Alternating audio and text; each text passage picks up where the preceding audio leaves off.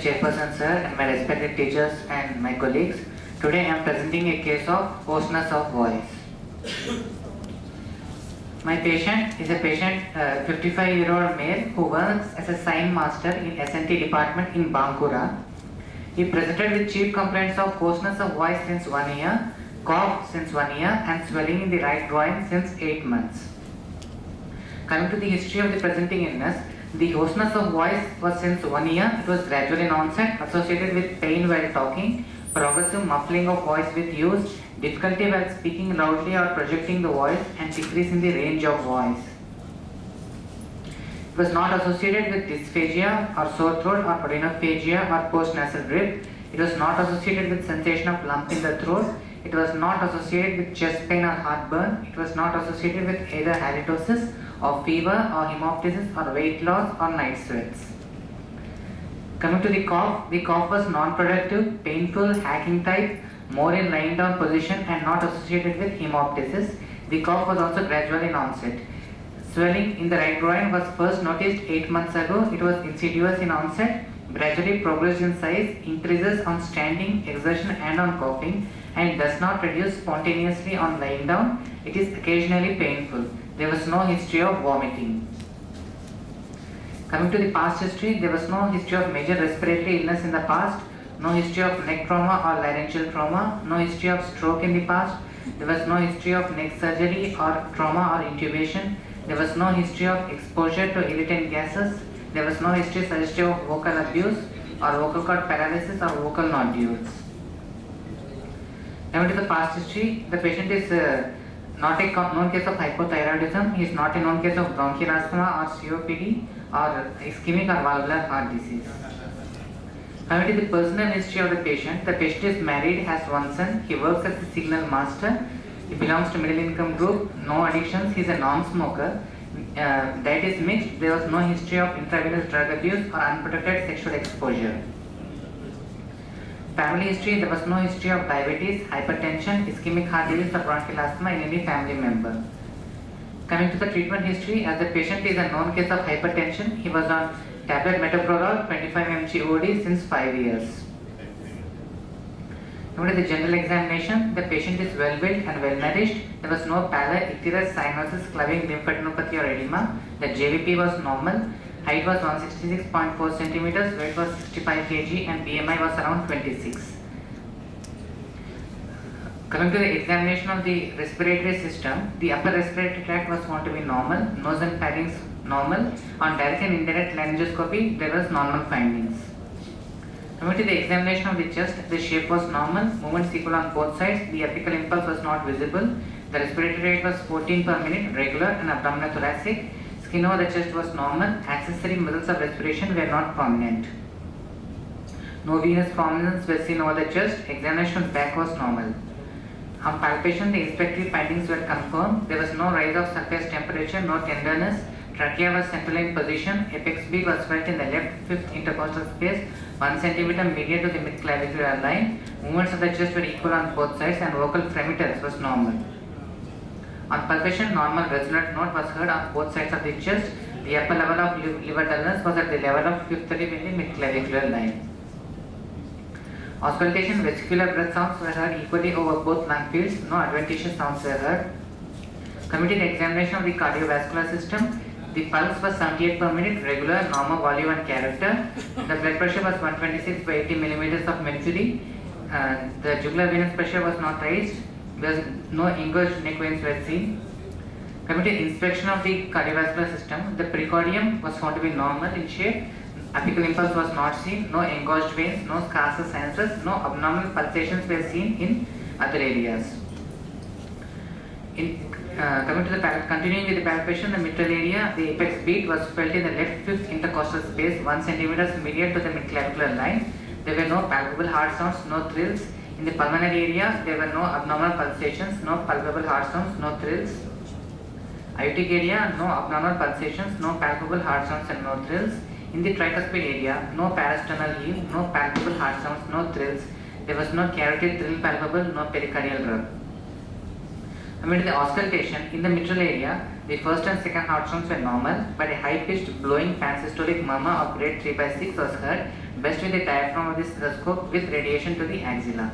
In the pulmonary area, the heart sounds were normal, no murmurs or adventitious sounds were heard. In the tricuspid area, the first and second heart sounds were normal, but a high-pitched blowing pansystolic murmur of grade 2/6 was heard, best with the diaphragm of the stethoscope. In the aortic area, the heart sounds were normal, no murmurs or adventitious sounds heard. There was no cavity bruit, no venous hum, no pericardial thud.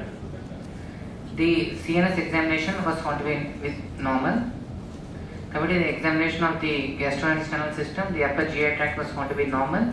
The abdominal examination, the shape of the abdomen was normal, no engorged veins were seen. The umbilicus was centrally in position inverted, skin over the abdominal wall was normal.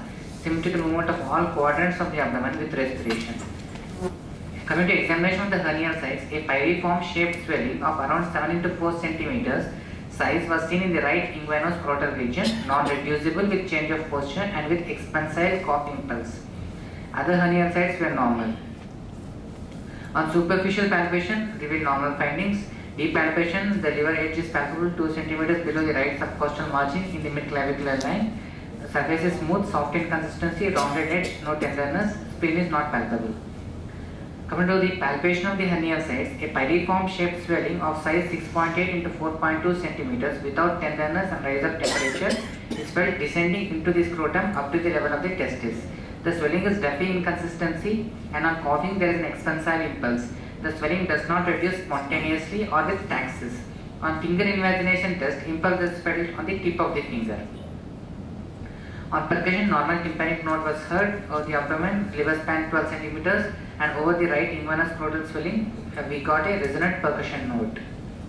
On auscultation, peristaltic sounds were heard normally. Coming to summary of my case, my patient is a 55-year-old male, presented with complaints of hoarseness of voice since 1 year, non-subsiding dry cough since 1 year, and swelling in right groin since 8 months. Physical examination revealed pansystolic murmur of grade 3/6 and apex radiating to the axilla and right inguinal-scrotal swelling suggestive of indirect inguinal hernia. There is no history suggestive of trauma or infection or tuberculosis or malignancy, and the patient was a non-smoker. But he is a known case of hypertension. So problem at three sides: inguinal hernia, cardiac murmur, and laryngeal problem. Now, any opinion from the house? Atrial enlargement leading to recurrent laryngeal nerve palsy leading to hoarseness of the voice. What For MR leading to left atrial enlargement and recurrent laryngeal nerve palsy and hoarseness. Orton syndrome not here. About inguinal hernia, another disease. Yes. Are you telling Okay, carry on. No, you can't. Carry on. This ENT problem should be solved after. Carry on. Suggestion is LA enlargement leading to that.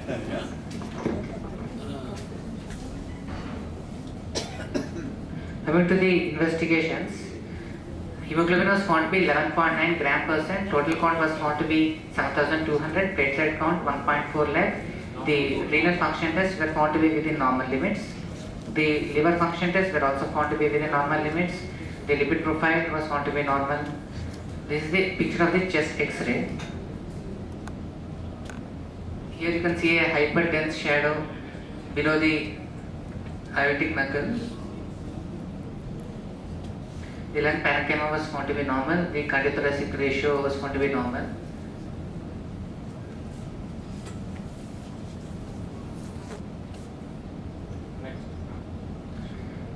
So an ECG was done.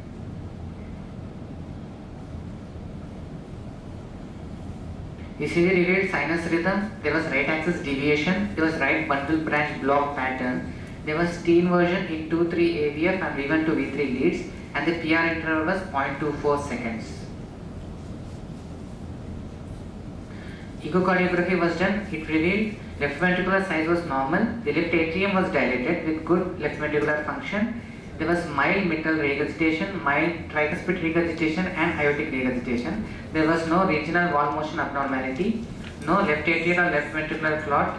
Pericardium was normal. The pulmonary artery pressure was 34 millimeters of mercury. The left atrial size was 4.5 centimeters, and the left ventricular ejection fraction was 65%.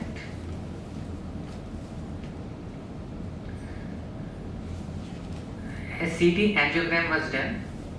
On seeing the chest X-ray, there was a hypertense lesion below the level of the aortic knuckle. So a CT angiogram was done. It revealed a saccular aneurysm of aorta measuring 6.67 into 5.64 centimeters in the arch of aorta, distal to the origin of the left subclavian artery, projecting inferiorly with a neck of 2.48 centimeters and filled with thrombus.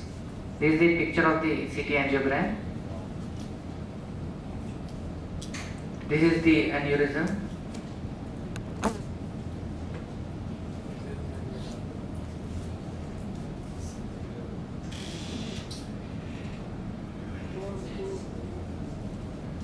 An MR thoracic aortogram was also done. It revealed a large aneurysm, 7.4 centimeters in diameter, seen to arise from the inferior aspect of arch of aorta. The lesion is connected by an opening measuring 3.2 centimeters in diameter. Aneurysm is filled up by thrombus in its wall with a central lumen communicating with arch of aorta. The lesion has compressed the adjacent mediastinal structures and is extending over the left lung field.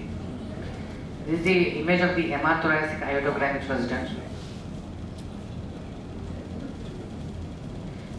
Here the aneurysm can be seen projecting inferiorly from the arch of aorta.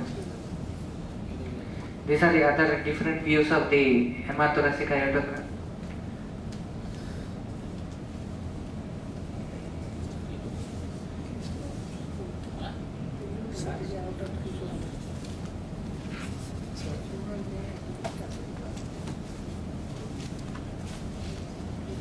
This is the aneurysm. And then a CT coronary angiogram was done. His Agaston's calcium score was found to be 0. There was mild narrowing at the ostia of left main coronary trunk with less than 15% stenosis.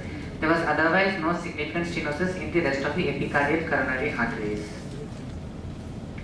So final diagnosis is it's the case of hoarseness syndrome due to aneurysm of arch of aorta compressing the adjacent mediastinal structures and along with right-sided indirect inguinal hernia. What is the cause of MR?